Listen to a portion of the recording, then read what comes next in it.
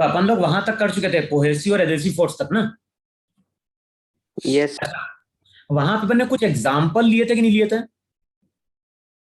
जैसे पहला अपन ने एक एग्जाम्पल लिया था, वहां पे याद है कि नहीं याद है, मैंने क्या बोला था कि जैसे अगर ग्लास प्लेट है, यहां पे हमने शो करी थी ग्लास प्लेट,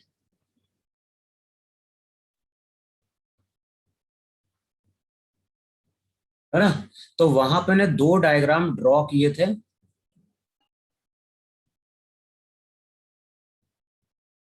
ये दोनों ही ग्लास की प्लेट थी, और ग्लास की प्लेट के ऊपर अपन लोग क्या कर रहे हैं, मान लो हमारे पास एक छोटा सा कंटेनर है। कंटेनर बोलोगे या कैप बोलो, जो बॉटल की कैप होती नहीं होती, तो हमारे पास यहां पे दो कैप है बॉटल की। और इस कैप में हमने क्या किया है, इस कैप में हमने एक जगह मरकरी को लाके फिल करके रखा है, और दूसरी जगह वहां पे हमने क्या किया है, वाटर को लाके फिल किया। और अगले स्टेप में हम क्या कर रहे हैं, दोनों ही कैप को ग्लास प्लेट पे लाके इन्वर्टेड कर दें। अब देखो, जैसे ही हम इन्वर्टेड करते हैं और कैप को हटा देते हैं, तो वाटर जो रहता है वो कुछ इस तरह से चला जाता है वहां पे। और अगर तुम किसको देखोगे, मरकरी को देखोगे, तो मरकरी तुम्हें ऐसी दिखाई देती है। बताओ, इतना बोला था कि नहीं बोला था वहां पे? Yes sir. अगर मैं देखो, ध्यान में, दोनों ही हमारी ग्लास की प्लेट है, और मैं सिंपली कर क्या रहा हूं, ग्लास की प्लेट के ऊपर एक केस में पानी डाल रहा हूं कैप के थ्रू, और एक केस में हम मरकरी को उल्टा कर रहे हैं वहां पे। जब हम एक्सपेरिमेंट परफॉर्म करते हैं तो वाटर हमें ज्यादा स्प्रेड करता हुआ दिखाई देता है, और मरकरी जो है वो स्प्रेड नहीं कर पाता है। ऐसा बोला था कि नहीं बोला था? Yes sir. अच्छा, अब वहां पे हमने दो फोर्स की बात करी थी। एक था हमारा वहां पे कोहेसिव फोर्स, जिसको हम डिनोट करेंगे एफ सी से। दूसरा था वहां पे एडेसिव फोर्स, जिसको हम डिनोट कर रहे हैं मान लो एफ ए से। अच्छा, ये डिफाइन किया था, कोहेसिव फोर्स किसके बीच में डेवलप होता है, between same molecules, between molecules of same substance. और एडेसिव फोर्स डेवलप होता है between molecules of different substance. था कि नहीं था वहां पे? अच्छा, अब ये बताओ, यहां पे जो मॉलिक्यूल होगा, बताओ इस मॉलिक्यूल के पास यहां पे वाटर का एक और मॉलिक्यूल होगा कि नहीं होगा? और यहां पे अगर देखोगे तो यहां पे ग्लास का मॉलिक्यूल है कि नहीं? इसका मतलब ये हुआ कि ये जो वाटर का मॉलिक्यूल है और ये जो ग्लास का मॉलिक्यूल है, बताओ इनके बीच में एडेसिव फोर्स डेवलप हुआ कि नहीं डेवलप हुआ? Yes sir. सिमिलरली, ये जो दो वाटर के मॉलिक्यूल्स होंगे, इनके बीच में कौन सा फोर्स डेवलप हो रहा होगा, कोहेसिव फोर्स डेवलप हो रहा होगा। अब देखो होता क्या है, हम लोग क्या बोलते हैं, अगर एडेसिव फोर्स स्ट्रॉन्ग है as compare to cohesive force, अगर एडेसिव फोर्स स्ट्रांग होगा, तो एडेसिव फोर्स के कारण ये मॉलिक्यूल कहां जाने की कोशिश करेगा, वाटर की ओर जाने की कोशिश करेगा या ग्लास की ओर जाने की कोशिश करेगा? ग्लास की ओर। ग्लास की ओर जाने की कोशिश करेगा। तो वहां पे हम लोग क्या बोलते हैं कि जब भी एडेसिव फोर्स कोहेसिव फोर्स से ज्यादा होगा, तो उस केस में जो लिक्विड रहेगा वो सरफेस को वेट करेगा। तो ग्लास के ऊपर जब भी हम पानी को डालते हैं तो हम लिखते हैं कि जो वाटर है वो ग्लास के सरफेस को वेट करता है। वेट का मतलब है कि ज्यादा एरिया पे स्प्रेड करता है। सिमिलरली देखो यहां पे मरकरी का मॉलिक्यूल, यहां पे मरकरी का मॉलिक्यूल, और यहां पे बताओ ग्लास का मॉलिक्यूल है कि नहीं? फिर से अब तुम क्या बोलोगे, तुम बोलोगे इन दोनों मरकरी मॉलिक्यूल के बीच में कोहेसिव फोर्स डेवलप हो रहा है, और ये जो ग्लास का मॉलिक्यूल है और जो मरकरी का मॉलिक्यूल है, इनके बीच में एडेसिव फोर्स डेवलप हो रहा है। अब बताओ, अगर कोहेसिव फोर्स ज्यादा होगा तो उस मॉलिक्यूल की टेंडेंसी मरकरी की ओर जाने की होगी कि नहीं होगी? भाई कोहेसिव फोर्स ज्यादा होगा तो मरकरी के मॉलिक्यूल पास आने की कोशिश करेंगे, और वो हमेशा Yes. ग्लास के मॉलिक्यूल से दूर जाने की कोशिश करेंगे। तो यहां पे जो प्रॉपर्टी है, यहां पे प्रॉपर्टी क्या थी, कोहेसिव फोर्स ज्यादा है as compare to adhesive force. और कोहेसिव फोर्स अगर ज्यादा होगा तो इसका मतलब है कि जो मॉलिक्यूल्स रहेंगे वो सरफेस को वेट नहीं कर पाएंगे। बोलो इतनी चीज क्लियर हुई कि नहीं क्लियर हुई? केवल ये चीज ध्यान रखना है कि अगर कोई लिक्विड सरफेस पे ज्यादा फैल रहा है, इसका मतलब है कि वहां पे एडेसिव फोर्स ज्यादा हो। और अगर कोई लिक्विड सरफेस पे ज्यादा स्प्रेड नहीं कर पा रहा है, इसका मतलब है कि वहां पे कोहेसिव फोर्स ज्यादा होगा as compare to adhesive force. बोलो ये चीज इतनी क्लियर हुई कि नहीं क्लियर हुई? Yes, sir. Yes, sir. तो नहीं करा ना कोई चीज? No, sir. ठीक है, अब नेक्स्ट टर्म देखो वहां पे, रब करो ना ऐसे में। हाँ सर। अब अगले स्टेप में हम क्या कर रहे हैं,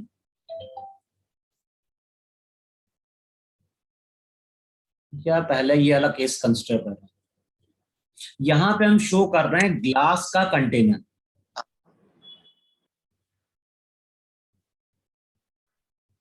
ये कंटेनर ग्लास का है, यहां पे भी हम शो कर रहे हैं ग्लास का कंटेनर। तो ये दोनों ही कंटेनर हमारे किसके हैं? ये दोनों ही कंटेनर हमारे ग्लास के। ये भी ग्लास का है, ये भी वहां पे ग्लास का है। अब एक केस में हम क्या कर रहे हैं, वाटर को लाके फिल कर, जो एक ग्लास का कंटेनर है उसमें हम क्या कर रहे हैं, वाटर को लाके फिल कर। और सेकंड केस जो है वहां पे हम मरकरी को लाके फिल कर। अच्छा, दोनों की प्रॉपर्टी मैंने क्या लिखवाई है, जब हम वाटर को ग्लास के कांटेक्ट में लाते हैं तो वहां मैंने क्या बोला, एडहेसिव फोर्स ज्यादा होता है as compare to cohesive force. और जब ग्लास के कांटेक्ट में मरकरी आती है तो वहां पे हम क्या बोलते हैं, कोहेसिव फोर्स स्ट्रांग होता है as compare to adhesive force. तो यहां पे हम जिस लिक्विड की बात कर रहे हैं वो लिक्विड मेरी वाटर है, और यहां पे हम जिस लिक्विड की बात कर रहे हैं वो लिक्विड क्या है, मरकरी है। अच्छा अब देखो, यहां पे जो मॉलिक्यूल्स रहेंगे, बताओ ये मॉलिक्यूल किसके कांटेक्ट में, ग्लास के कांटेक्ट में है कि नहीं है? अबे ये जो मॉलिक्यूल्स होंगे बाउंड्री पे, बताओ वो ग्लास के कांटेक्ट में है कि नहीं है? हाँ सर।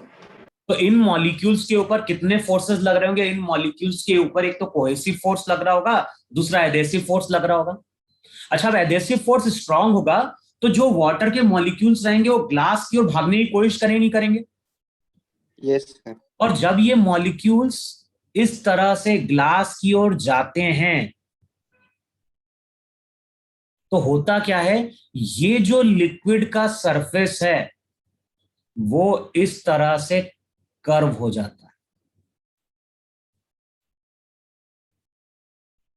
समझ रहे हैं? लिक्विड का सरफेस यहां पे कर्व हुआ है, क्यों कर्व हुआ है, क्योंकि एडेसिव फोर्स यहां पे स्ट्रांग थे।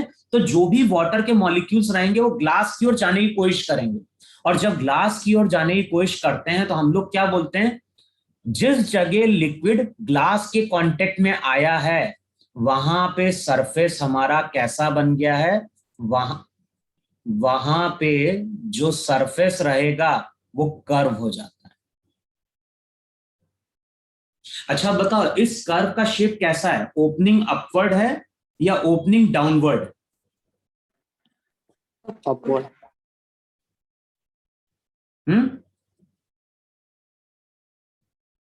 क्या बोलोगे, ओपनिंग? Upwards. Upward. यहां पे जब तुम मॉलिक्यूल्स की बात करोगे, बताओ ये मॉलिक्यूल्स भी कांटेक्ट में है कि नहीं? Yes, sir. अच्छा, इन मॉलिक्यूल्स के ऊपर कौन सा फोर्स ज्यादा होगा, कोहेसिव या एडेसिव? Cohesive. तो ये ग्लास की ओर जाने की कोशिश करेंगे या मरकरी की ओर जाने की कोशिश करेंगे? Mercury pure. ये मरकरी की ओर जाने की कोशिश करेंगे। तो इसका मतलब क्या हुआ कि जब ये मॉलिक्यूल्स मरकरी की ओर जाते हैं, जैसे ये लिक्विड का सरफेस है मान लो, और ये इसके मॉलिक्यूल्स हैं, तो ये मॉलिक्यूल ग्लास की ओर नहीं मूव कर रहे हैं, मरकरी की ओर मूव करने की कोशिश करते हैं, जिसके कारण अगेन लिक्विड का सरफेस इस तरह से कर्व हो जाता है। तो एक केस में देखोगे तो लिक्विड का जो सरफेस है वो कर्व हुआ है, कॉन्केव। अब कॉन्केव है कि नहीं इसको? हाँ सर। ये जो शेप रहेगा इसको हम कॉन्केव शेप बोलेंगे कि नहीं बोलेंगे? और ये जो शेप आ रहा होगा वो कॉन्वेक्स बन रहा है कि नहीं बन रहा है? अच्छा, तो कॉन्केव कब बनेगा? तो यहां से ये चीज क्लियर हुई, कॉन्केव शेप बनेगा जब एडेसिव फोर्स ज्यादा होगा एज कंपेयर टू कोहेसिव। और कॉन्वेक्स शेप कब बनेगा? जब कोहेसिव ज्यादा होगा एज कंपेयर टू एडेसिव। ये जो कर्व होता है, अगर चेक करोगे तो इसमें एक टर्म यूज की जाती है, इस कर्व को हम बोलते हैं meniscus.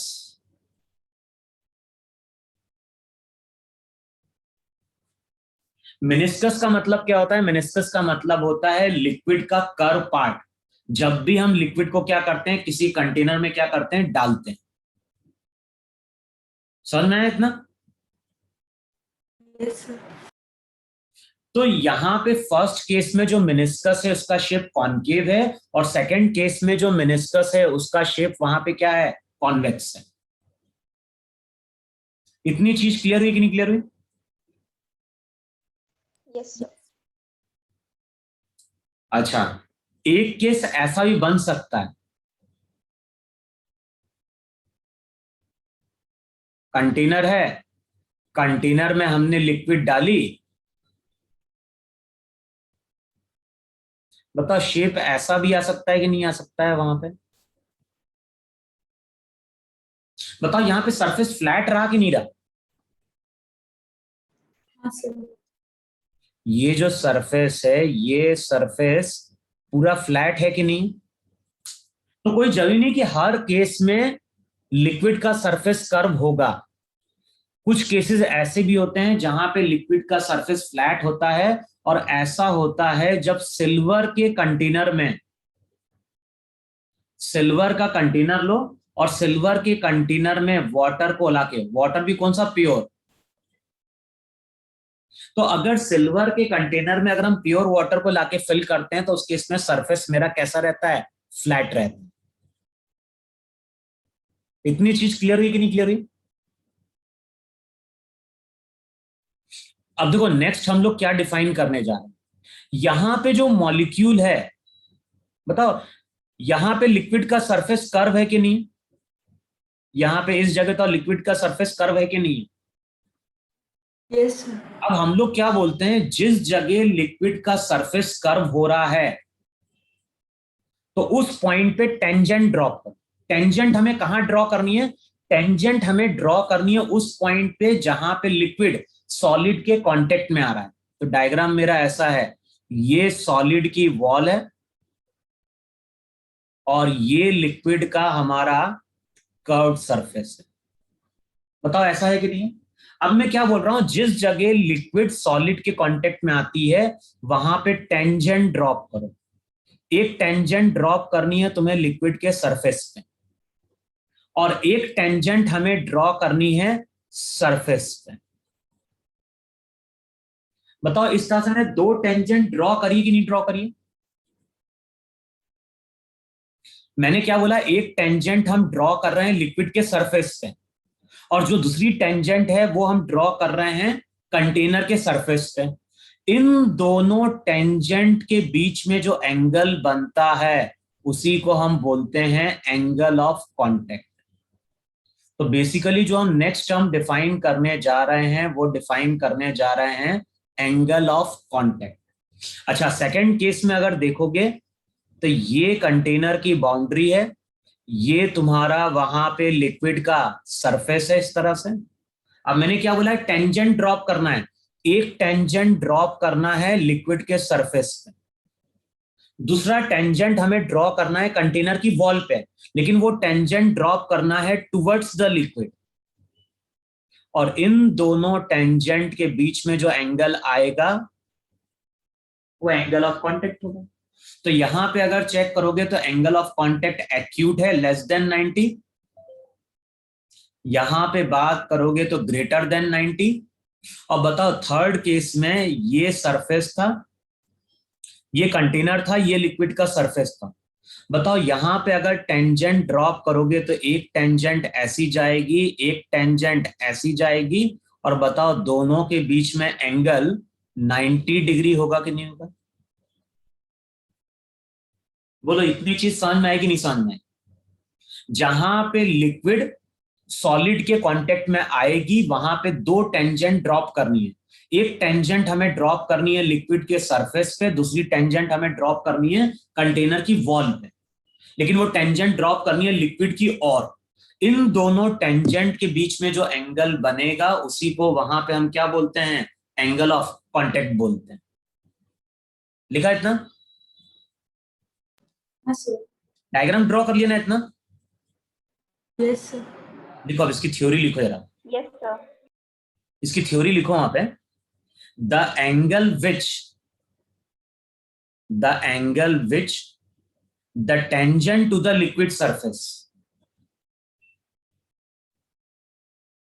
the angle which the tangent to the liquid surface, the angle which the tangent to the liquid surface at the point of contact, at the point of contact makes with the solid surface, the angle which the tangent to the liquid surface at the point of contact makes with the solid surface, makes with the solid surface inside the liquid, inside the liquid is called angle of contact. The angle which the tangent to the liquid surface at the point of contact makes with the solid surface inside the liquid, inside the liquid is called angle of contact. लिखा इतना? अबे लिख लिया इतनी definition? Yes sir. Yes फिर लिखो वहां पे those liquid which wet the walls of the container, those liquids which wet the wall of the container, example glass and water.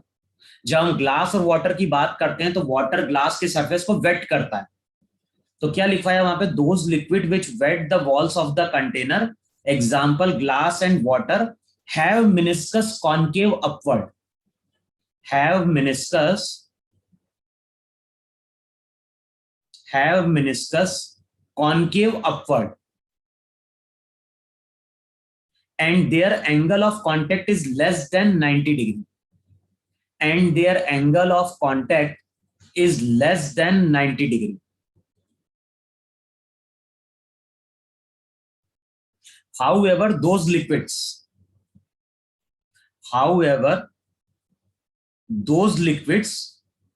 which don't wet the walls of the container, however those liquids which don't wet the walls of the container, example लिखो वहां पे glass and mercury. however those liquids which don't wet the walls of the container, in case of mercury and glass, have meniscus convex upward, have meniscus convex upward,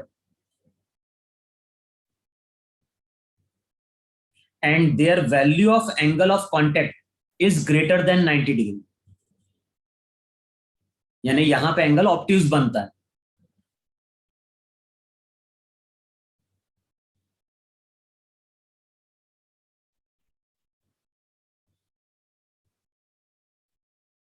फिर लिखो वहां पे the angle of contact of mercury with glass, ये जो angle of contact था ना glass और mercury का, अप्रोक्सीमेटली 135 डिग्री लिया जाता है। अगर कभी क्वेश्चन सॉल्व कर रहे हो एंगल नहीं दिया है तो अप्रोक्सीमेटली ये एंगल 135 140 लिया जाता है वहां पे। ये वैल्यू लिख लो वहां पे। The angle of contact of mercury with glass is about 135 degree, whereas the angle of contact of water with glass is about, तो यहां पे जो एंगल आता है वो एंगल अप्रोक्सीमेटली 8 डिग्री का होता है। अब बताओ 8 डिग्री एंगल कैसा है, बहुत स्मॉल या बहुत लार्ज? Small. स्मॉल। Small. अच्छा, सरफेस अगर स्मॉल होगा, एंगल ऑफ कांटेक्ट स्मॉल होगा, तो बेसिकली जो लिक्विड रहेगा उस सरफेस को हम अप्रोक्सीमेटली ऐसा ड्रॉ करें कि नहीं ड्रॉ करें? भाई यहां पे टेंजेंट ड्रॉप करोगे तो एंगल ऑफ कांटेक्ट अप्रोक्सीमेटली क्या होगा, 0 डिग्री के आसपास ले लिया जाता है। तो कई बार ध्यान रखना है, ग्लास और वाटर के केस में एंगल ऑफ कांटेक्ट बहुत स्मॉल होता है तो उसको अप्रोक्सीमेटली हम लोग 0 डिग्री मान के चलते हैं। क्या लिखा वहां पे? Whereas the angle of contact of water with glass is about 8 degree, but for pure water the angle of contact is taken as 0 degree. वैसे ग्लास और वाटर का एंगल ऑफ कांटेक्ट 8 डिग्री है, लेकिन प्योर वाटर के लिए अगर water pure होगा तो वहां पे जो एंगल ऑफ कांटेक्ट है वो लिया जाता है हमारा 0 डिग्री। हो गया इतना? Yes, sir. Yes, sir. हाँ बोलो, क्या बोल रहे हो तुम? कुछ बोल रहा है क्या कोई?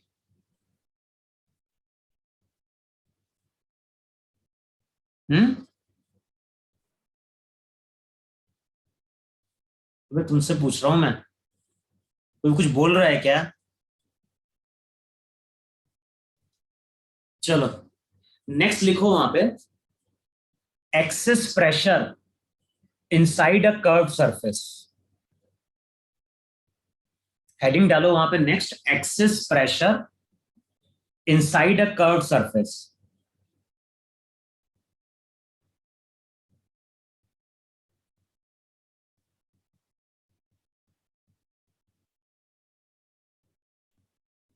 अब वहां पे 4 डायग्राम ड्रॉ करो।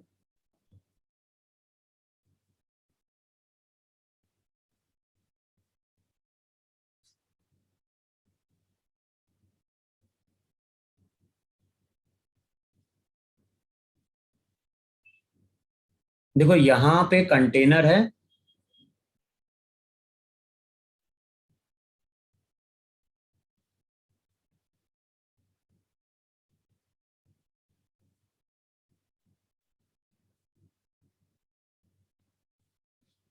अब जब कंटेनर में किसी लिक्विड को लेके आते हैं तो मैंने क्या बोला, 3 केस पॉसिबल है। पहला केस क्या पॉसिबल है, सरफेस हमारा फ्लैट रहे।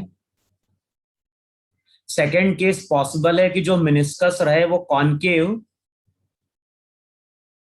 अपवर्ड रहे। और थर्ड केस पॉसिबल है कि जो लिक्विड है उसका सरफेस वहां पे कॉन्वेक्स रहे।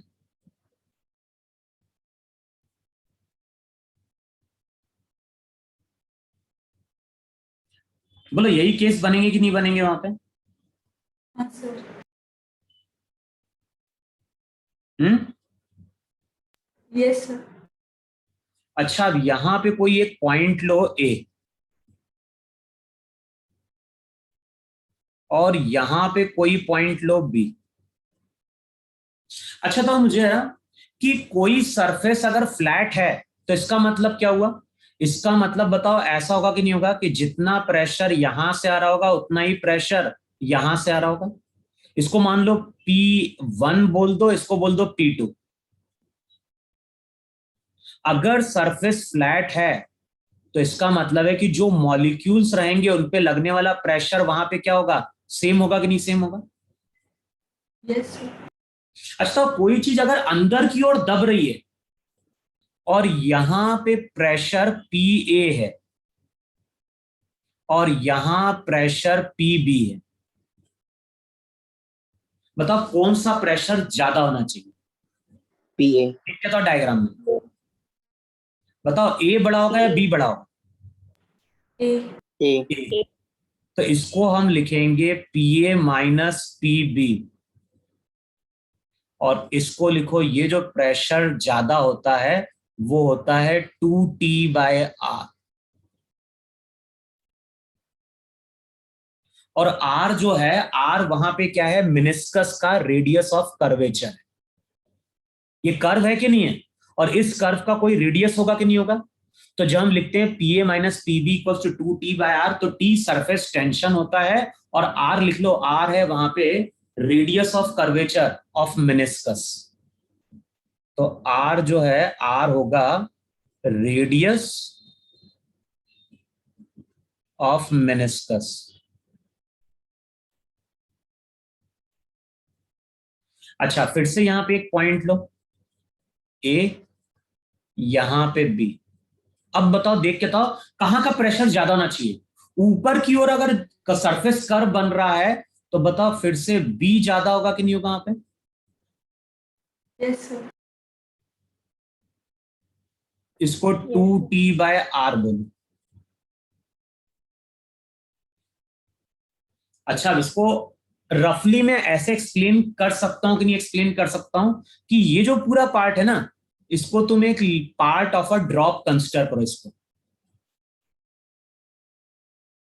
ये जो कर्व बना ना पहले डायग्राम में, उसको तुम वहां पे एक ड्रॉप का कर्व पार्ट पकड़ लो। अच्छा, अगर हम इसको ड्रॉप कंसिडर करेंगे तो ड्रॉप में बी पॉइंट अंदर का है या बाहर का है? अंदर. और हमेशा ध्यान होगा, अंदर का प्रेशर ज्यादा होता है एज कंपेयर टू बाहर का प्रेशर।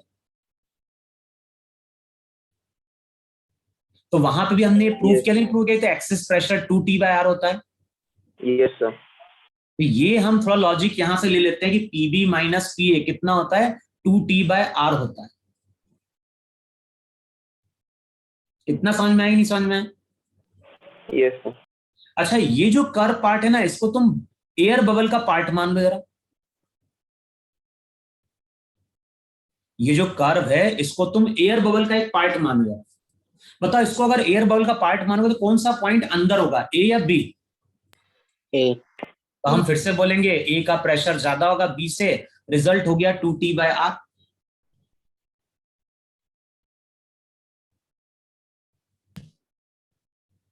इतनी चीज क्लियर हुई कि नहीं क्लियर हुई? तो बोलो हाँ या ना।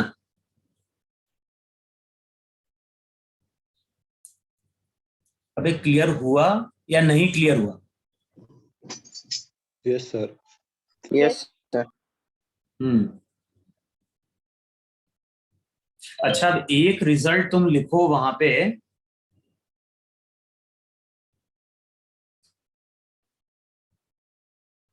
अब वैसे सिलेबस में तो कई बार क्वेश्चन आ जाता है, कई बार। अच्छा, तो मुझे ये जो हमने मेनिस्कस का सरफेस कंसिडर किया है, उसका रेडियस दोनों डायरेक्शन में सेम लिया है कि नहीं लिया है?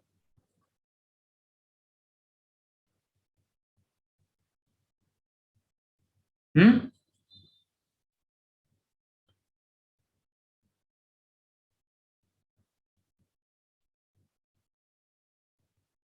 अरे समझ में आ रहा है क्या बोल रहा हूं मैं?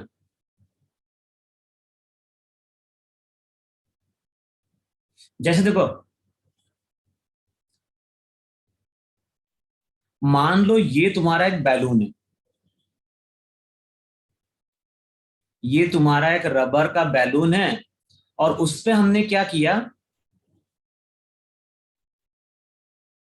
एक स्क्वायर सा स्पॉट मैंने मार्क कर दिया। जो बैलून है, बैलून पे हमने क्या किया, इस तरह से एक एलिमेंट हमने मार्क किया। अच्छा, तो जब हम हवा डालेंगे इस बैलून में, तो इस पार्ट का क्या होगा? बताओ, ये जो पार्ट रहेगा बैलून का, वो कुछ ऐसा जाएगा कि नहीं जाएगा वहां पे? Yes. Yes. बताओ, ऐसा होगा कि नहीं होगा वहां पे?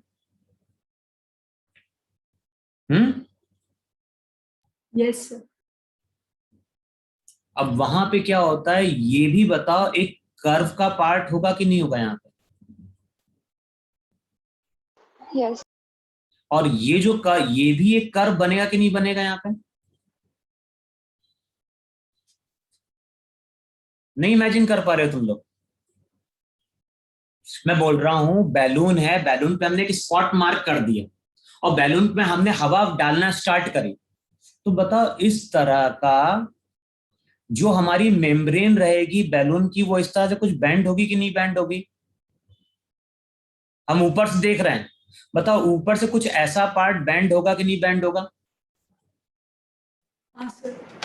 और बताओ ये जो रेडियस, इस साइड का जो रेडियस रहेगा कर्व का, वही रेडियस इस साइड का होगा कि नहीं होगा?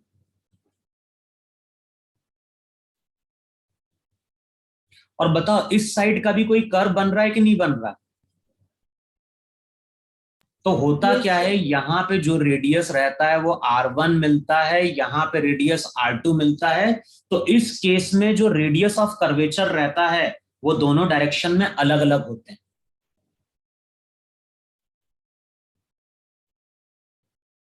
आया इतना समझ में? Yes, sir.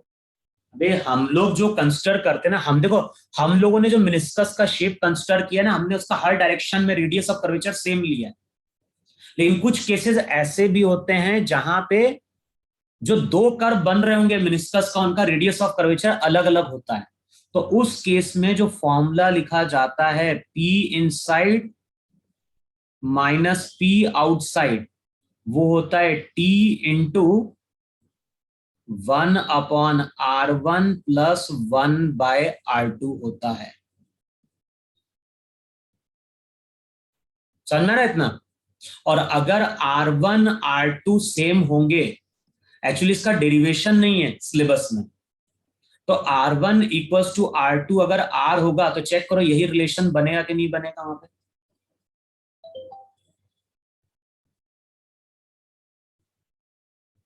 अरे बनेगा या नहीं बनेगा? Yes, sir.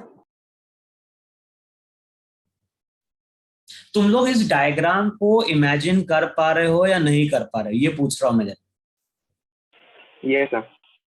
अब एक पेपर की शीट लो, इतना समझे रहा, और पेपर की शीट को हम बेंड कर रहे हैं सब तरफ से, तो जो उसके दो सरफेस रहेंगे उसमें तुम देखोगे इस साइड का जो कर्व बनेगा उसका रेडियस अलग मिलेगा, इन दोनों का रेडियस सेम रहेगा, और इन दोनों का रेडियस वहां पे सेम रहेगा।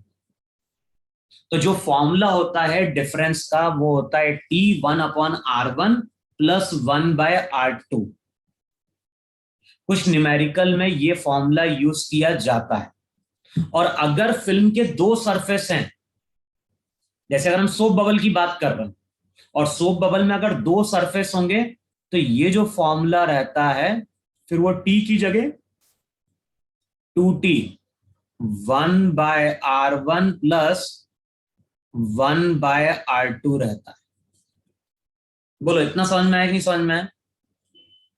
अगर किसी को देखना है वो डेरिवेशन में क्या होता है, फिर वो मैथ्स लगती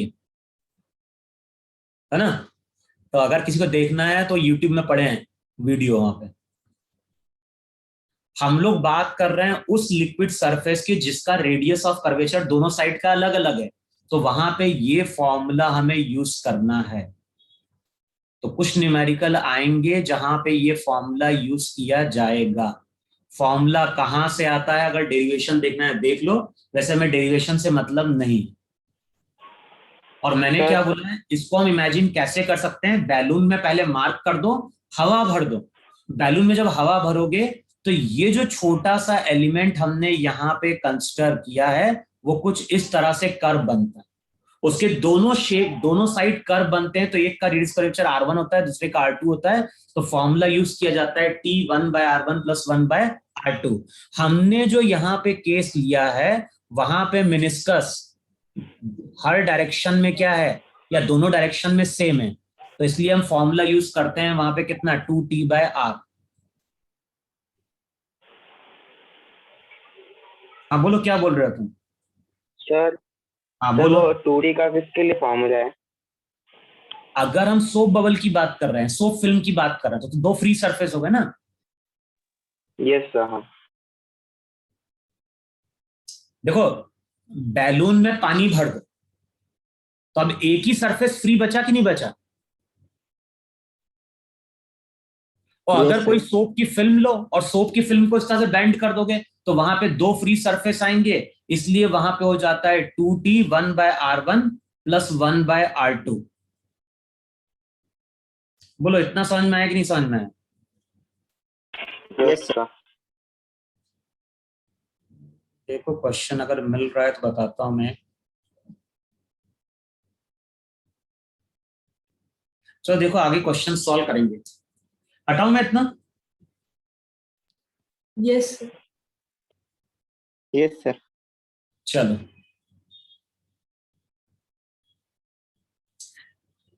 अब नेक्स्ट हम लोग क्या कर रहे हैं, यहां पे कंटेनर है।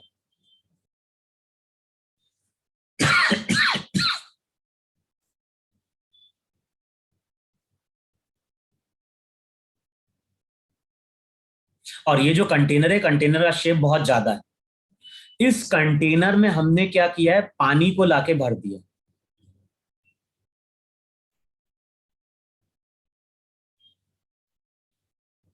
तो जो भी कंटेनर है, कंटेनर में पानी को लाके भरा है, और यहां पे हम क्या कर रहे हैं, एक ग्लास ट्यूब को लेके आ रहे हैं।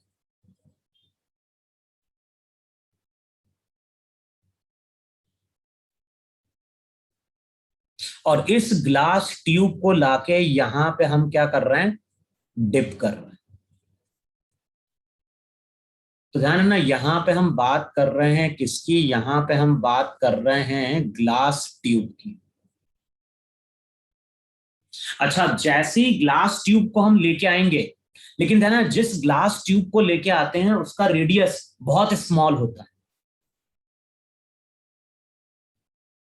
ये चीज क्लियर हुई? ऐसा नहीं कि हम 1 सेंटीमीटर 2 सेंटीमीटर रेडियस का कोई हॉलो ट्यूब लेके आ रहे हैं। तो ये ट्यूब पूरा हॉलो है, ग्लास का बना है, लेकिन इसका रेडियस बहुत स्मॉल होता है, मिलीमीटर्स में होते हैं ये। इनको हम फाइन ट्यूब भी बोलते हैं, फाइन बोर्स भी बोलते हैं। अच्छा बताओ, जैसे ही वहां पे हम ग्लास ट्यूब को पानी में लेके आएंगे, बताओ मिनिस्कस का शेप यहां पे कैसा बनेगा? ऐसा कुछ कर्व बन जाएगा कि नहीं बन जाएगा, अपवर्ड? देखो इस तरह से लिक्विड का सरफेस ऊपर की ओर आएगा कि नहीं आएगा? अरे अभी लिखा है ना, ग्लास और वाटर के केस हाँ, में सर। मिनिस्कस का शेप कॉनकेव अपवर्ड बनता है कि नहीं बनता है? Yes, sir. अब बताओ मुझे यहां पे अगर मैं कोई पॉइंट लूं, और यहां पे अगर मैं कोई पॉइंट लूं, इस पॉइंट पे अगर मैं प्रेशर लिखता हूं P1, और इस पॉइंट पे अगर मैं प्रेशर लिखता हूं P2, बताओ कौन सा पॉइंट का प्रेशर ज्यादा होगा? तो अभी हमने डिस्कस किया वहां पे कि P1 P1. ज्यादा होता है P2 से, और उसकी वैल्यू 2T/R होती है। R वहां पे मिनिस्कस का रेडियस होता है, ट्यूब का रेडियस नहीं है। R वहां पे है रेडियस किसका, मिनिस्कस का। ये लिखवाया नहीं लिखवाया अभी? Yes, sir. अच्छा अब बताओ, ये जो पॉइंट है और ये पॉइंट, बताओ ये दोनों पॉइंट सेम लेवल पे है कि नहीं अप्रोक्सीमेटली?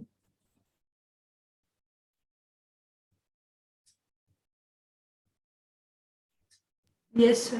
हाँ या ना? हाँ, सर। अच्छा अब ये बताओ P1 का प्रेशर कितना है? ट्यूब तो ओपन है, बताओ ट्यूब अगर ओपन होगी तो P1 का मतलब बेसिकली P0 होगा कि नहीं होगा? तो हम ऐसा लिखें P0 minus P2 equals to 2T/R। इसका मतलब है कि जो P2 प्रेशर है वो है P0 माइनस 2T/R। बोलो इसमें किसी को डाउट है क्या? ट्यूब हमने ऊपर से क्लोज नहीं किया है, ट्यूब हमने ऊपर से ओपन किया है। अगर ट्यूब ओपन होगा तो यहां पे प्रेशर एयर के कारण P0 होगा कि नहीं होगा? ये पॉइंट भी ओपन में है तो यहां पे भी प्रेशर कितना होगा, यहां पे भी प्रेशर P0 होगा है। हाँ, सर। लेकिन अब तुम बताओ मुझे, ये जो मैंने पॉइंट लिया है और ये पॉइंट, ये अप्रोक्सीमेटली सेम लेवल पे है कि नहीं है?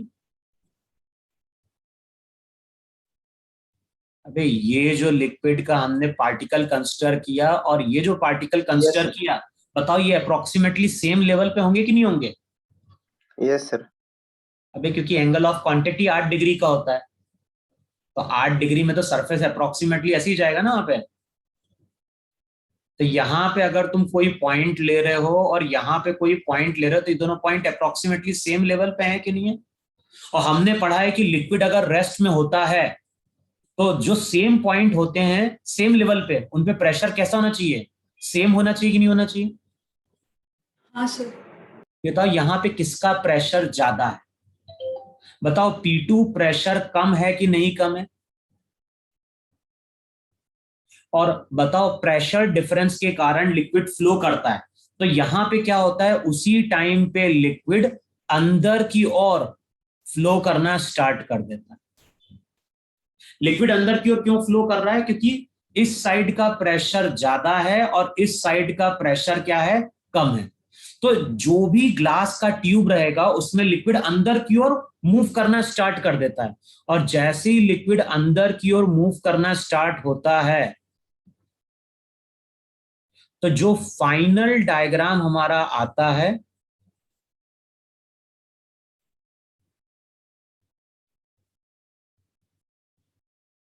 जो फाइनल डायग्राम आएगा वो हमारा कुछ इस तरह से आएगा।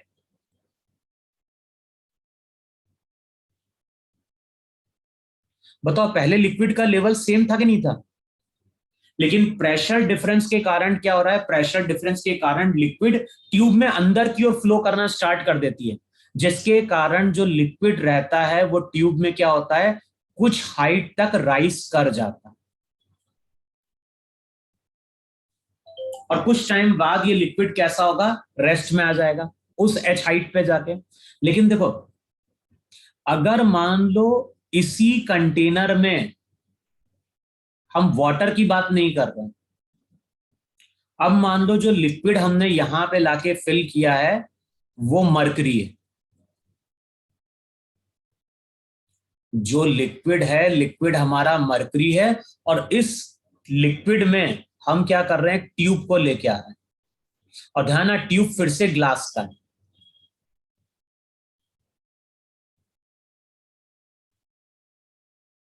तो ये जो ट्यूब है ये ट्यूब ग्लास का है, और मैंने बोला है इसकी थिकनेस जो रहती है बहुत स्मॉल होती है।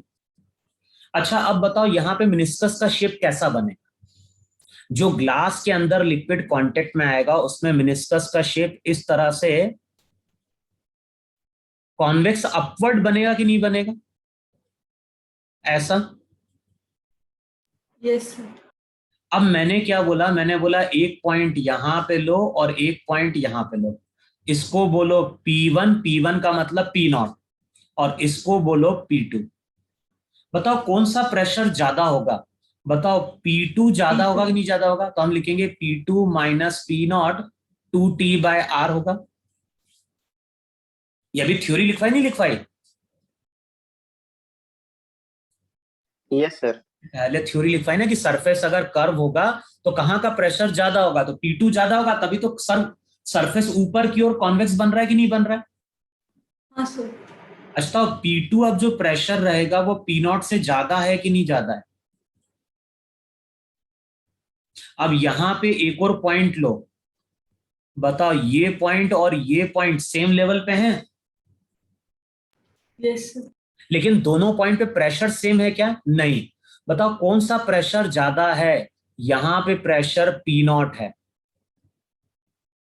और यहां पे अगर चेक कर रहे हो तो यहां पे प्रेशर P0 प्लस 2T/R है, जबकि होना क्या चाहिए, दोनों पॉइंट पे प्रेशर सेम होना चाहिए।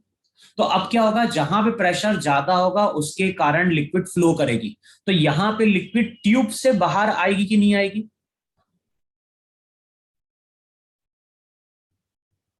अबे जिस पॉइंट का प्रेशर ज्यादा होगा उसके कारण लिक्विड क्या होगी, हायर से लोअर की ओर जाएगी। तो इस केस में होता क्या है, जो फाइनली डायग्राम ड्रॉ किया जाता है वो कुछ ऐसा ड्रॉ किया जाता है कि ये ट्यूब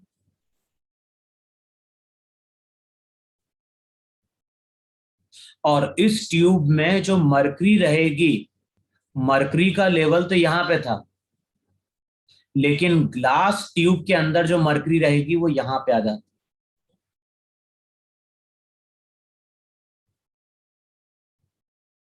तो यहां पे हम क्या बोलते हैं, यहां पे हम बोलते हैं मरकरी जो रहेगी, मरकरी का लेवल ट्यूब में क्या कर गया है, नीचे चला गया। और ये जो फिनोमिना होता है लिक्विड के राइज और फॉल का, इसी को हम बोलते हैं कैपिलरिटी। समझ में? तो जो नेक्स्ट जो हम लोग टॉपिक डिफाइन करने जा रहे हैं, वो डिफाइन करने जा रहे हैं कैपिलरिटी। कैपिलरिटी बोलते हैं या इसको हम बोलते हैं कैपिलरी एक्शन। और सुना होगा कैपिलरी एक्शन। जैसे प्लांट्स होते हैं, प्लांट्स में पानी ऊपर जाते ही नहीं जाते हैं भाई। प्लांट्स में हम पानी किसको देते हैं, रूट्स को देते ही नहीं देते हैं। लेकिन पानी ऊपर की ओर चढ़ता है कि नहीं चढ़ता है? हाँ सर। किसके थ्रू चढ़ता है? ये चढ़ता है कैपिलरी एक्शन के कारण। जब कैपिलरीज होती हैं तो उन्हीं के कारण लिक्विड या तो ऊपर चढ़ सकता है या फिर लिक्विड कहां जा सकता है, नीचे जा सकता है। लेकिन ये फिनोमिना तभी पॉसिबल होता है जब ट्यूब का रेडियस जितना छोटा रहेगा, जितना बारीक ट्यूब रहेगा, उतना सिग्निफिकेंट हमें कैपिलरी एक्शन दिखाई देगा। बोलो ये चीज इतनी क्लियर हुई कि नहीं क्लियर हुई? Yes sir. अच्छा, एक एग्जाम्पल तुमने घर में देखा होगा, बहुत प्रैक्टिकल एग्जाम्पल है। जैसे मान लो कंटेनर लो, कंटेनर में पानी भर दो। अच्छा, जो हम टॉवल यूज करते हैं, बताओ टॉवल जनरली कॉटन के होते हैं कि नहीं होते? अबे जनरली अपन Yes, यूज sir. करते हैं टॉवल कॉटन Yes. के होते हैं, उसमें बहुत सारे थ्रेड्स होते हैं कि नहीं होते जनरली? हाँ सर। और कभी देखना गलती से मान लो हमने टॉवल को बकेट में ऐसा डाला, ऐसा कई बार होता नहीं होता है कि कुछ पार्ट पानी में चला गया हल्का सा, और उसको हमने ऐसा हैंग कर दिया बकेट पे। और देखना, ऑब्जर्व करना, कुछ टाइम बाद तुम देखोगे होना क्या चाहिए, केवल इतना पोर्शन वेट होना चाहिए टॉवल का। लेकिन जब हम हाथ लगाते हैं तो कई बार देखोगे हमें यहां तक पोर्शन जो रहता है पूरा वेट दिखाई देता है। और क्यों दिखाई देता है? क्योंकि टॉवल में बहुत सारी कैपिलरीज हैं, जो थ्रेड्स में बेसिकली कैपिलरीज की तरह वर्क कर रहे हैं। और उसी कैपिलरीज के कारण पानी कहां चढ़ रहा है, ऊपर की ओर चढ़ रहा है। अबे देखा ही नहीं, देखा ये चीज ऑब्जर्व करी नहीं, ऑब्जर्व करी तुम लोगों ने ऐसा कभी? अच्छा, वो चीज भूल जाओ, पुराने जमाने के लैंप देखे ही नहीं, देखे तुम लोगों ने? Yes sir. ऐसा लैंप होता था, नीचे वहां पे कैरोसिन भरा जाता था।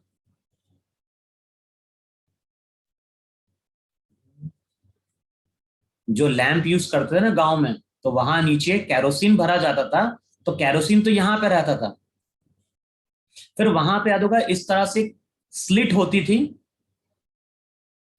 और स्लिट में अगर देखोगे इस तरह से कॉटन की एक वीक होती थी, पट्टी होती थी, और वो पट्टी ऐसी ऑयल में डिप कर दी जाती थी।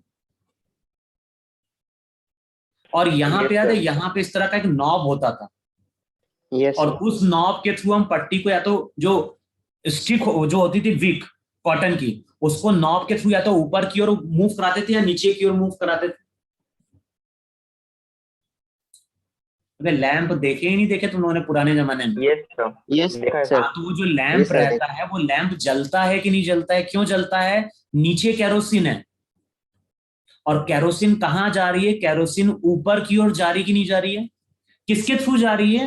तो अगेन, जो कॉटन की पट्टी होती है वहां पे कैपिलरीज होती हैं, और उसी के कारण वो ऑयल ऊपर की ओर चढ़ता है। अच्छा, अब बताओ कैपिलरी या कैपिलरिटी या कैपिलरी एक्शन को हम क्या डिफाइन करते हैं? हम इसको डिफाइन करते हैं, एक फिनोमिना है। और इस फिनोमिना में हो क्या रहा है, जब भी हम किसी फाइन ट्यूब को लिक्विड में लाके डिप करेंगे, तो या तो लिक्विड का लेवल राइज कर जाएगा या फिर लिक्विड का लेवल फॉल कर जाएगा। और ये जो फिनोमिना है लिक्विड के राइज और फॉल का, उसी को वहां पे हम क्या डिफाइन कर रहे हैं, कैपिलरी एक्शन। क्लियर हो नहीं क्लियर हो इतना? हाँ सर। लिखो वहां पे, कुछ थ्योरी लिखो वहां पे। A glass tube of very fine bore, a glass tube of very fine bore, BORE, a glass tube of very fine bore throughout the length of the tube. A glass tube of very fine bore throughout the length of the tube. Throughout the length of the tube is called capillary tube. A glass tube of very fine bore throughout the length of the tube is called capillary tube. If the capillary tube is dipped in water, if the capillary tube is dipped in water, if the capillary tube is dipped in water, the water wets the inner side of the tube. The water wets the inner side of the tube and rises in it.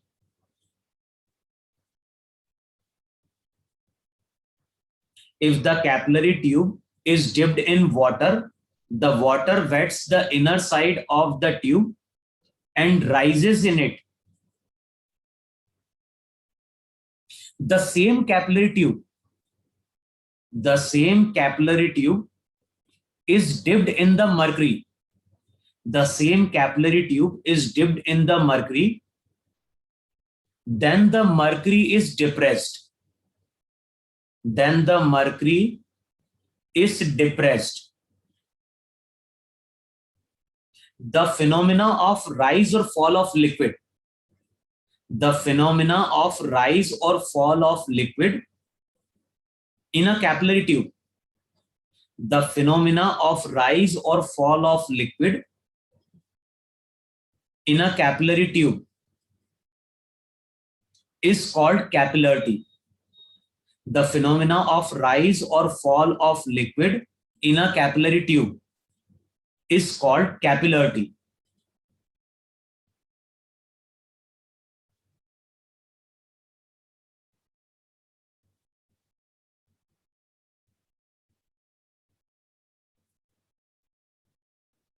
लिखा है इतना? हाँ sir. अब उसके कुछ example लिख लो वहां पे. पहला एग्जांपल लिखो वहां पे कैपिलरी एक्शन का. The oil in a lamp, the oil in a lamp rises in the wick, WICK. The oil in a lamp rises in the wick by capillary action.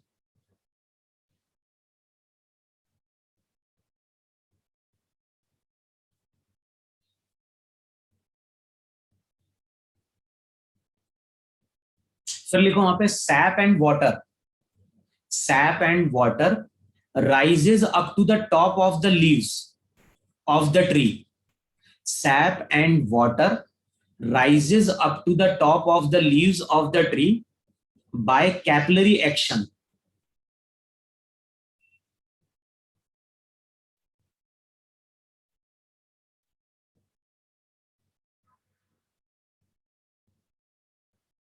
फिर लिखो नेक्स्ट वहां पे ink is absorbed by the blotter.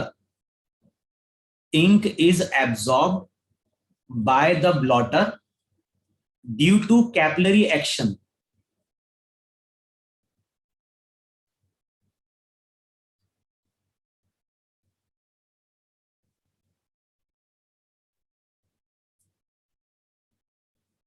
फिर लिखो next वहां पे sandy soil is more dry than clay. Sandy soil is more dry than clay. It is because the capillaries between the sand particles. Sandy soil is more dry than clay. It is because the capillaries between sand particles are not so fine as to draw the water up by capillaries.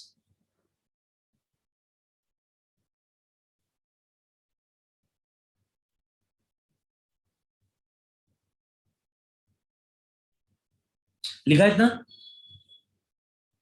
Sir एक बार repeat करो ना last वाला.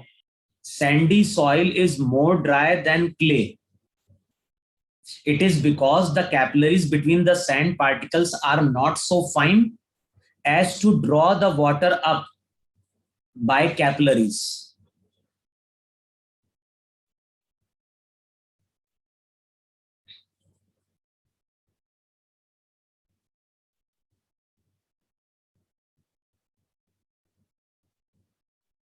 Sir. अच्छा, कभी ऐसा देखा है जब खेती करता है किसान तो वो क्या करता है, कुदाली से लेके, क्या बोलते हैं उसको,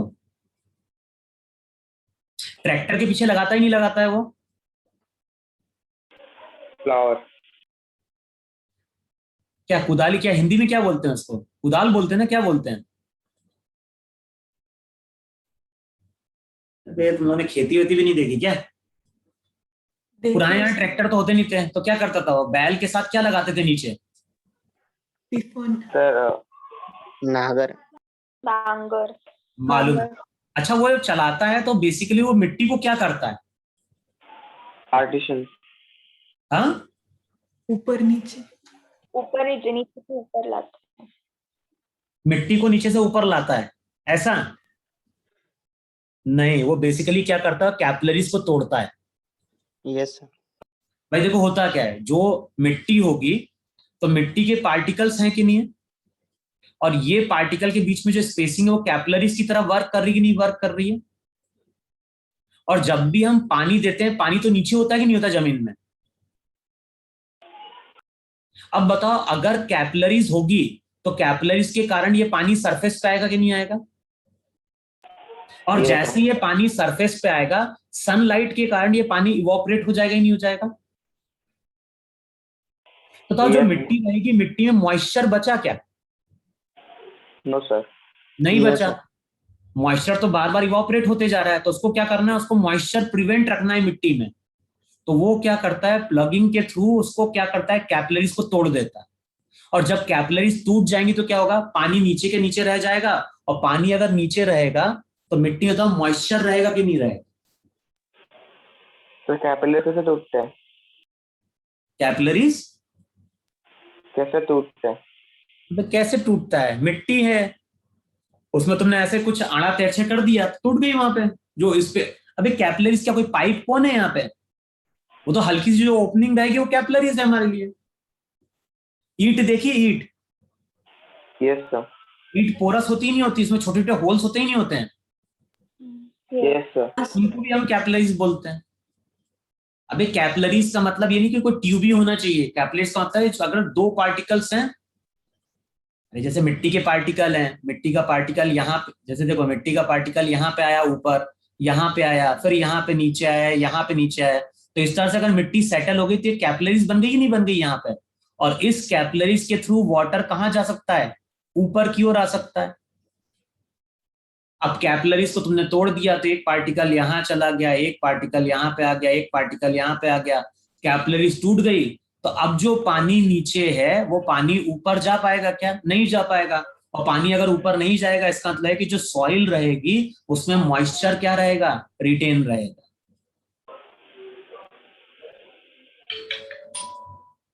आया समझ में? Yes sir. तो वहां पे जो फिनोमिना यूज किया जाता है वो फिनोमिना यही यूज किया जाता है, कैपिलरी, इसका कैपिलरी एक्शन का। फिर देखो, अभी हम लोग फर्स्ट केस की बात कर रहे हैं वहां पे, जरा तो मैं बाकी डायग्राम ड्रॉ कर हटा रहा हूं। अभी हम लोग बात कर रहे हैं ग्लास और वाटर की।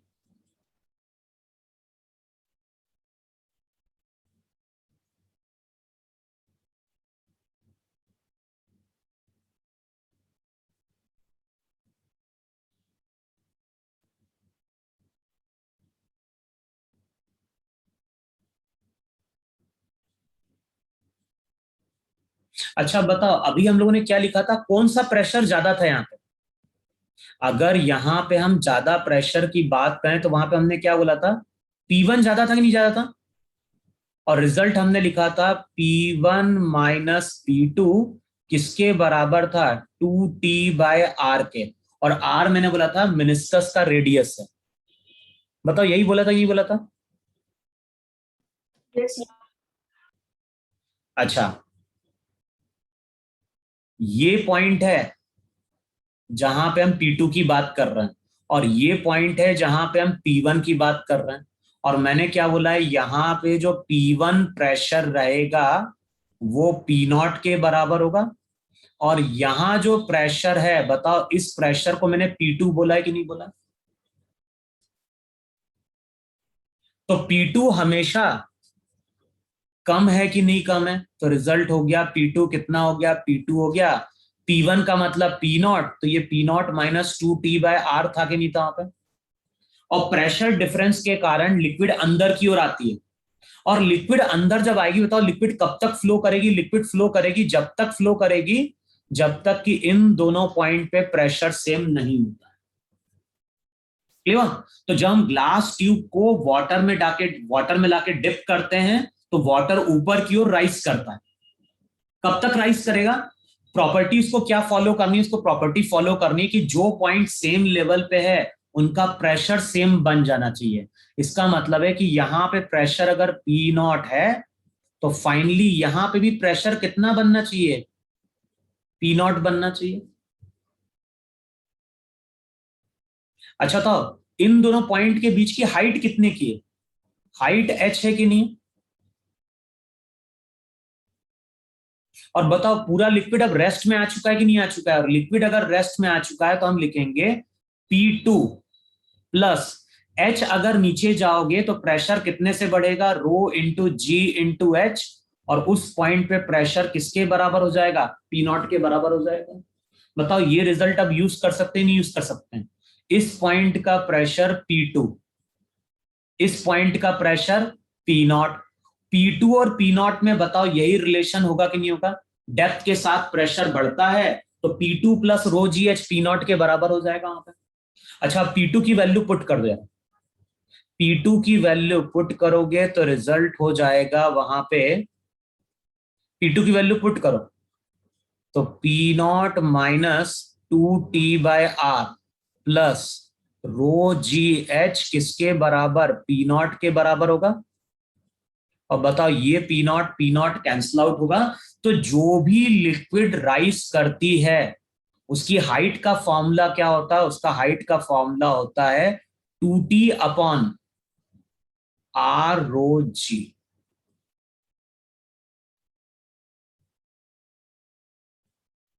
बताओ यही हाइट का फॉर्मूला है कि नहीं है वहां पे, 2T/R रो जी। ध्यान रखना T यहां सरफेस टेंशन है, रो लिक्विड की density, g acceleration due to gravity, और R है मेनिस्कस रेडियस।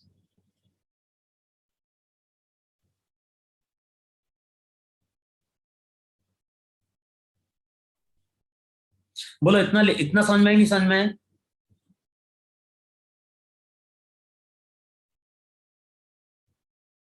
अबे हो कि चले गए, हाँ सर। Yes sir. मैं पूछ रहा हूँ इतनी चीज समझ में आई कि नहीं समझ में आई। Yes sir. यस अब फिर से डायग्राम देखो जरा, इस डायग्राम में अगर देखोगे तो यहां से लेके यहां तक का जो डिस्टेंस है उसको हम बोलते हैं रेडियस ऑफ ट्यूब। और ये जो हमने कर्व सरफेस माना है, बताओ ये किसी इस तरह से स्फेयर, इस तरह से कर्व का पार्ट है कि नहीं है ये स्फेयर का।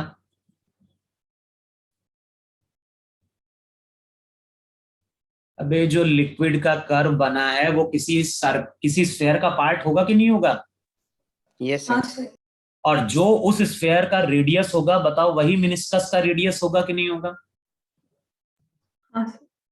तो ये जो कर्व सरफेस है बताओ ये किसी स्फेयर का पार्ट है कि नहीं है, और बताओ ये स्फेयर का सेंटर होगा कि नहीं होगा।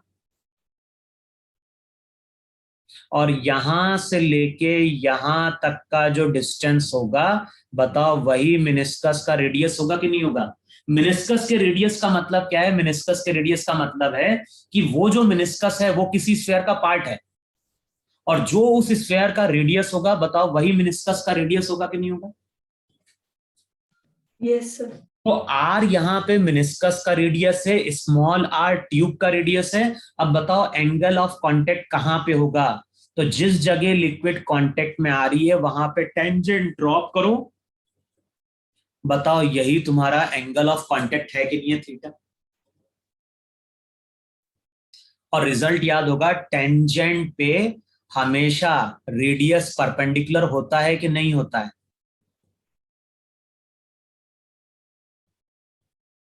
तो ये थीटा, ये 90 माइनस थीटा, तो चेक करो फिर से, ये एंगल थीटा आएगा या नहीं आएगा।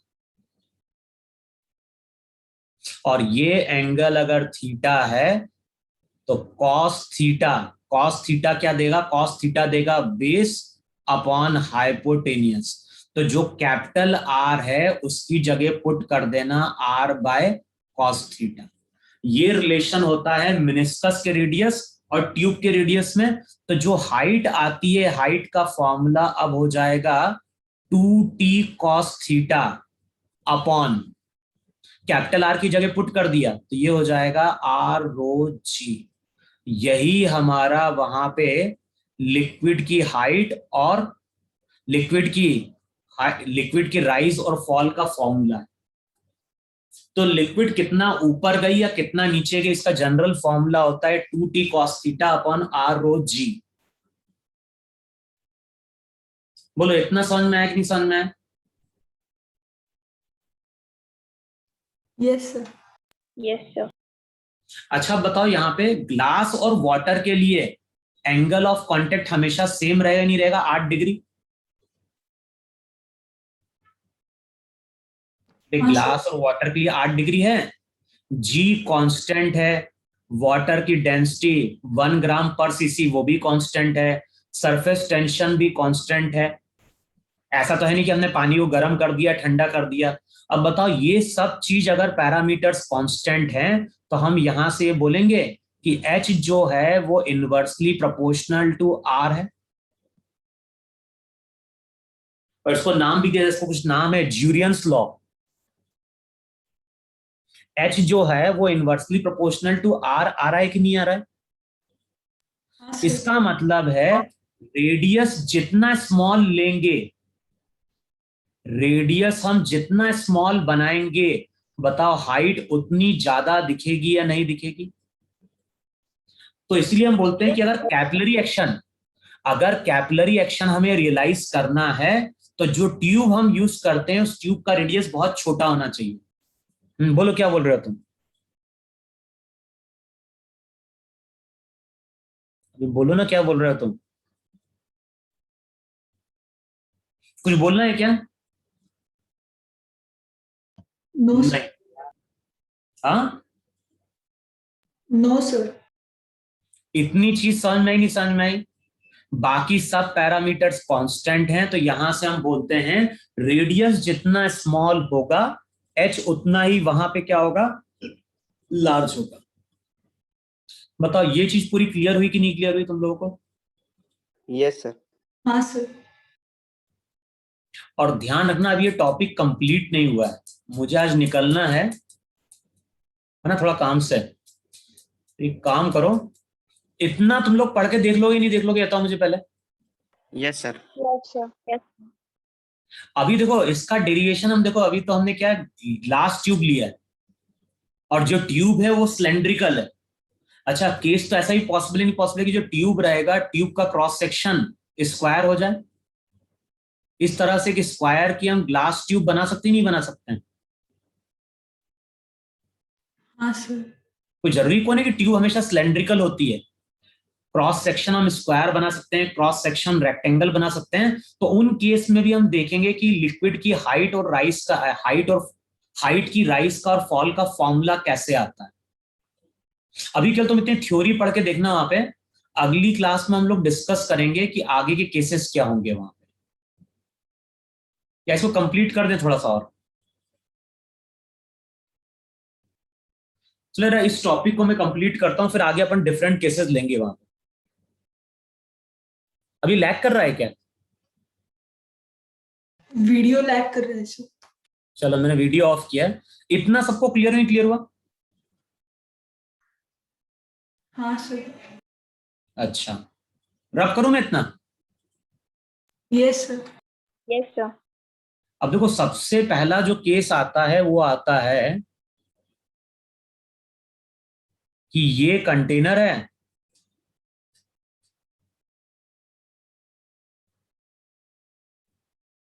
यहां पे लिक्विड है,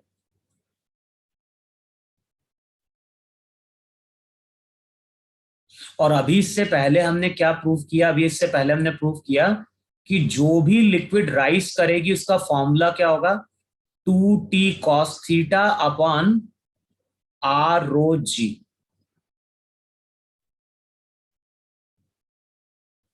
बताओ यही फॉर्मूला है कि नहीं वहां पे? अच्छा अब यहां पे बताओ, अगर थीटा लेस देन 90 होगा तो H पॉजिटिव आएगा कि नहीं आएगा? पॉजिटिव मतलब है कि लिक्विड राइज कर रहा है। थीटा ग्रेटर देन 90 होगा तो बताओ H नेगेटिव आएगा। नेगेटिव मतलब फॉल, पॉजिटिव का मतलब राइज। और थीटा अगर 90 डिग्री, इसका मतलब ना तो कैपिलरी ट्यूब में लिक्विड राइज करेगा, ना ही वहां पे क्या करेगा, फॉल करेगा। अब जो पहला केस आता है ना, वो क्या आता है, कई बार क्वेश्चन में बोलता है कि जो कैपिलरी ट्यूब है ना, उसको हमने इस तरह से एंगल पे लाके प्लेस कर दिया।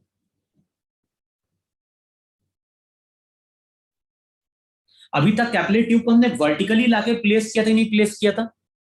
हाँ सर।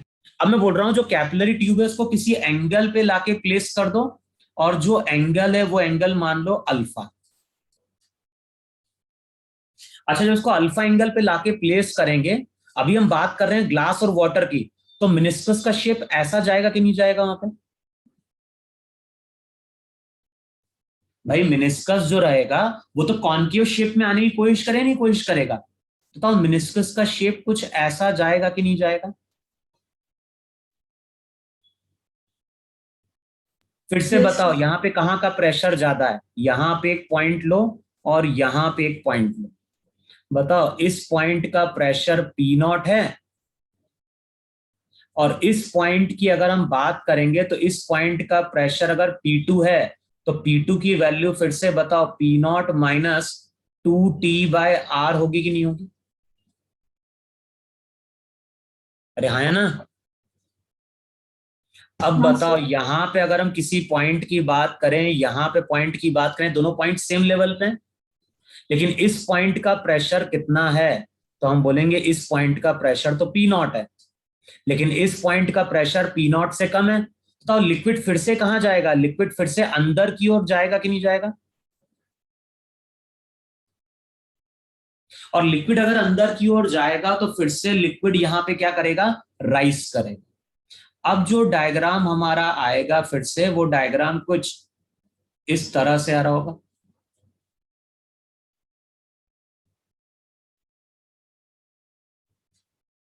बस हमें प्रॉपर्टी के लिए ध्यान रखनी है, लिक्विड कब तक राइज करता है, जब तक कि प्रेशर सेम नहीं होता। तो यहां पे भी जो लिक्विड रहेगा ना, वो राइज करके ऐसा चला जाएगा। लेकिन कब तक लिक्विड को राइज करना है? लिक्विड को राइज करना है यहां पे अगर कोई पॉइंट लें और यहां पॉइंट लें, दोनों पॉइंट पे प्रेशर सेम मिलना चाहिए। तो यहां पे अगर प्रेशर पी नॉट है, तो फाइनली यहां पे भी प्रेशर कितना होना चाहिए, पी नॉट होना चाहिए। ये कर्व है कि नहीं? बाहर का प्रेशर पी नॉट है, यहां का प्रेशर कितना है, यहां का प्रेशर है पी नॉट माइनस 2T/R। अब ध्यान ना, ये जो हाइट है ना वर्टिकल, वर्टिकल हाइट मैंने यहां पे H मानी। अब बताओ फॉर्मूला मैं ऐसा लिखूंगा क्या, P not minus 2T/R plus row ji H. बताओ पी नॉट के बराबर होगा कि नहीं होगा? हम डेप्थ के साथ प्रेशर देख रहे हैं, इस पॉइंट का pressure P not minus 2T/R है। अगर हम H नीचे जाएंगे तो यहां पे प्रेशर यही बनेगा कि नहीं बनेगा, और ये पी नॉट के बराबर होना चाहिए। फिर से चेक करोगे, हाइट में कोई फर्क नहीं आया, हाइट का एक्सप्रेशन वही निकल के आ रहा है, 2T/R रो जी। बताओ यही हाइट का एक्सप्रेशन है कि नहीं है, 2T/R रो जी? यस। Yes. तो देखो, अब क्वेश्चन इस तरह का ऑब्जेक्टिव पूछा जाता है कि कैपिलरी ट्यूब को अगर हमने अल्फा एंगल पे लाके प्लेस किया तो क्या फर्क पड़ेगा, तो हम बोलेंगे हाइट में कोई फर्क नहीं पड़ेगा। लेकिन ध्यान रखना, जो अमाउंट ऑफ लिक्विड गई ट्यूब में, बताओ अब यहां पे ट्यूब में जो लिक्विड गई उसकी लेंथ y होगी कि नहीं होगी? और रिलेशन अगर चेक करना चाहोगे तो sine alpha h upon y होगा कि नहीं होगा? इसका मतलब है y जो रहेगा वो h बाय साइन अल्फा होगा, और साइन अल्फा की वैल्यू तो लेस देन 1 होती है। तो इस केस में y ग्रेटर देन h होगा कि नहीं होगा?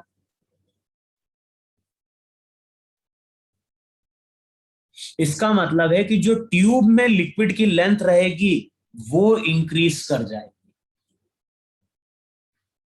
ट्यूब में जो लिक्विड गई उसकी लेंथ वहां पे इंक्रीज कर गई। पहले बताओ y का मतलब h था कि नहीं था जब ट्यूब वर्टिकल था?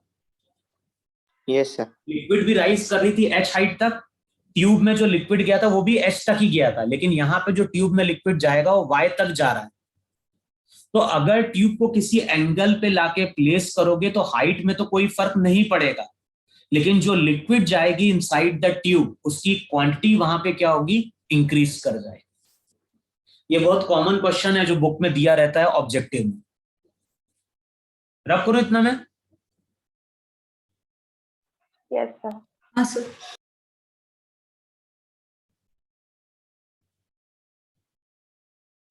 फिर देखो, ये हमारा कंटेनर था, कंटेनर में थी लिक्विड,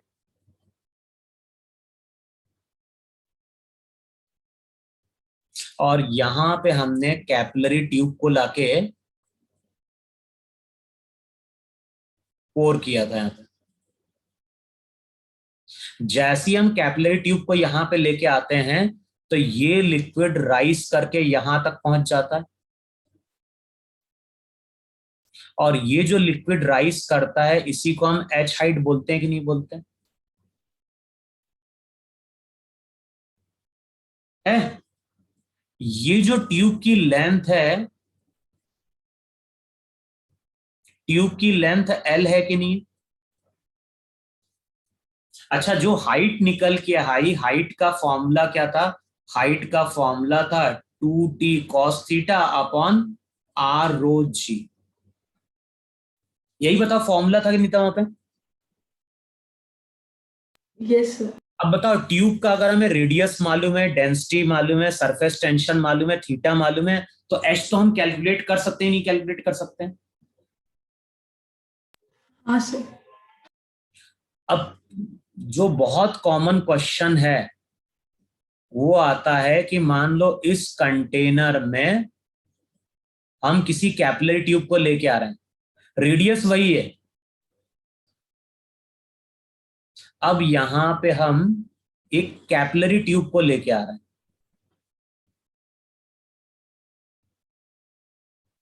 लेकिन जिस कैपिलरी ट्यूब को लेके आ रहे हैं उसकी लेंथ अब एल डैश है, और ये जो एल डैश लेंथ है वो स्मॉल है एज कंपेयर टू एच। बताओ ऐसा कभी केस बन सकता है नहीं बन सकता है? जो ट्यूब हम लेके आ रहे हैं उसका रेडियस वही है लेकिन उसकी लेंथ कम है। अब बताओ लेंथ अगर कम होगी तो क्या? तो 4 ऑप्शन दिए रहते हैं, लिक्विड ओवरफ्लो करेगा, ऐसे ऑप्शन दिए रहते हैं, लेकिन होता क्या है, जो बेसिक फॉर्मूला था वो था H equals to 2t upon r rho g. बताओ यही बेसिक फॉर्मूला है कि नहीं वहां पे? और यहां पे अगर देखोगे तो H इंटू आर किसके बराबर होगा? 2t अपॉन रो जी के, और ये टर्म मेरी हमेशा कांस्टेंट रहेगी। H वहां पे क्या है? H वहां पे वो हाइट है जहां तक लिक्विड राइज करेगा,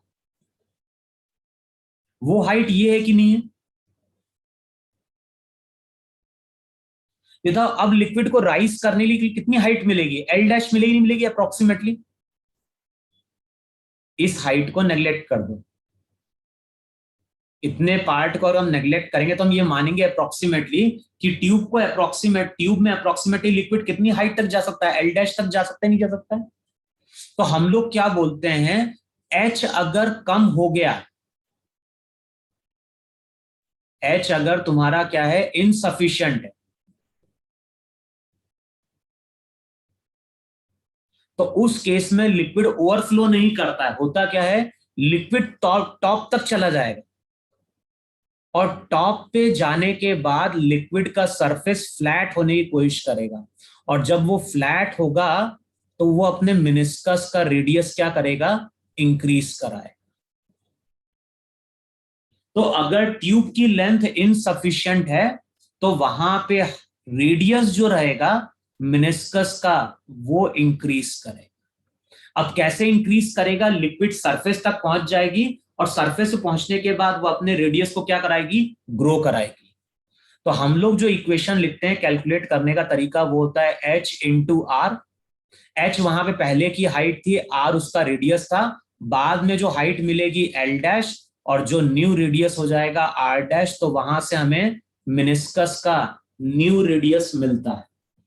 तो ये चीज ध्यान रखना, अगर कैपिलरी ट्यूब की हाइट, अगर कैपिलरी ट्यूब की लेंथ इनसफिशिएंट है तो लिक्विड ओवरफ्लो नहीं करेगा, लिक्विड टॉप तक जाएगा और उसके जाने के बाद वो अपने मिनिस्कस के रेडियस को क्या करा देगा, बढ़ा देगा।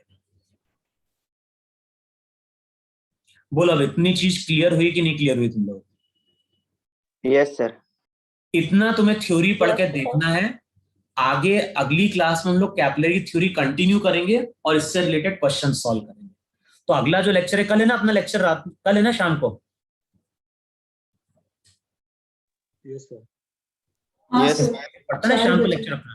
हाँ, तो कल जो लेक्चर आएगा उसमें अपने टॉपिक कंप्लीट कर देंगे। कैपिलरिटी लास्ट टॉपिक है, इसके बाद एक आता है सरफेस एनर्जी, तो उसके बाद ये चैप्टर पूरा कंप्लीट हो जाएगा। अभी तक तुम केवल कैपिलरी की थ्योरी पढ़ के देखना वहां पे, और ये भी देख के आना, बुक में नहीं मिलेगा, गूगल पे चेक करना रेडियस क्या होना चाहिए, रेडियस की रेंज क्या होनी चाहिए जिसके लिए कैपिलरी एक्शन होता है। ऐसा नहीं है कि हमने 2 सेंटीमीटर का ट्यूब लाके डिप किया तो उसमें कोई कैपिलरी एक्शन नहीं होता है। कैपिलरी एक्शन तभी होगा जब ट्यूब का रेडियस बहुत फाइन होगा। तो वहां पे देखो ये कुछ रेंज दी होती है कि इस रेंज में कैपिलरी एक्शन होता है, इस रेंज के बाद कैपिलरी एक्शन बहुत ही नेग्लिजिबल हो जाता है। ठीक है इतना? हाँ सर। तो अगली क्लास में इसको Yes, sir. कंटिन्यू करेंगे अपन, है ना? अभी कल तुमसे थ्योरी पढ़ के देखना कैपिलरिटी यस सर। आता है। इससे क्वेश्चन जेई मेंस में एडवांस में भी 1-2 बार आ चुका है, और ये क्वेश्चन सब एग्जाम में किसी ने पूछे आ चुके हैं कि कैपिलरी ट्यूब की अगर लेंथ इनसफिशिएंट होगी तो क्या होगा, एंगल पे लाके प्लेस कर देंगे तो क्या होगा। फिर आगे डिस्कस करेंगे कि सिलेंड्रिकल ट्यूब ना होके कैपिलरी, उसका area of cross section square होगा तो क्या होगा, रेक्टेंगल होगा तो क्या होगा। तो आगे हम कुछ केसेस और पढ़ेंगे वहां पे। अभी केवल तुम लोग इतना पढ़ के देख लो वहां पे बुक से। Okay sir. ठीक है, Okay, sir. ओके चलो Thank you, बैठ sir. Bye sir. है ना, चलो।